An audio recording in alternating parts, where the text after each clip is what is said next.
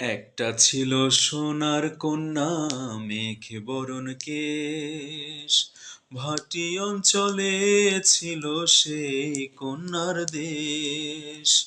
দুই চোখে তারা হারে কি মায়া, নদীর জলে পড়ল কন্যার ছায়া। তাহার কথা বলি, তাহার কথা বলতে বলতে নাও দৌড়াইয়া চলি। তাহার কথা বলি, তাহার কথা বলতে বলতে নাও দৌড়াইয়া চলি।